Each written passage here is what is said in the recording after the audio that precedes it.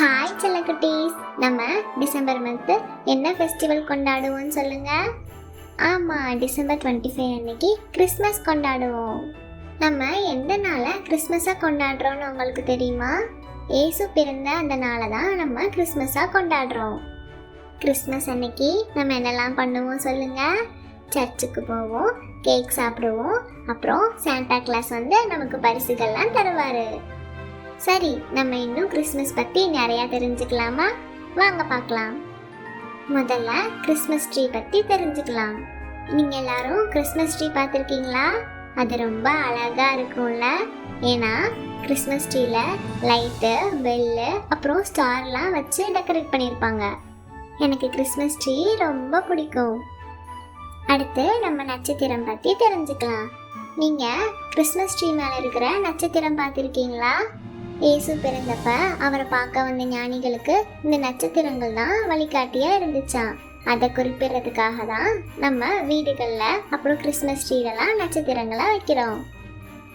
Christmas அன்னைக்கு நம்ம பரிசுகளை பகிர்ந்துக்கிறது வழக்கம். அது ஏன் தெரியுமா? நம்ம பரிசுகளை பகிர்ந்துக்கிறது மூலயமா நம்மளோட அன்பையும் மகிழ்ச்சியும் பகிர்ந்துக்க முடியுது. அதனால தான்.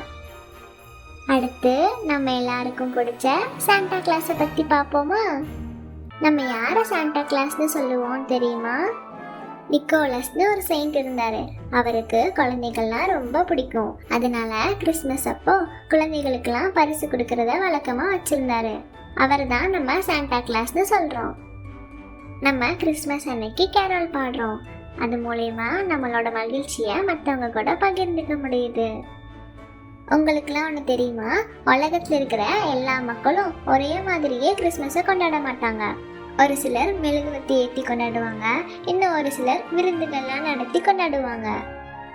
கிறிஸ்மஸ் குளிர்காலத்தில் வர்றதுனால ஒரு சில நாடுகளில் கிறிஸ்மஸ் அன்னைக்கு பனி விழும். அது பார்க்குறதுக்கு ரொம்ப அழகாக இருக்கும். அடுத்து நாங்கள் எங்கள் வீட்டில் கிறிஸ்மஸோட ஸ்பெஷலான கேக் செய்வோம். அதை நாங்கள் மட்டும் சாப்பிடாம எங்கள் சுற்றி இருக்க எல்லாருக்கூடையும் பகிர்ந்துக்குவோம்.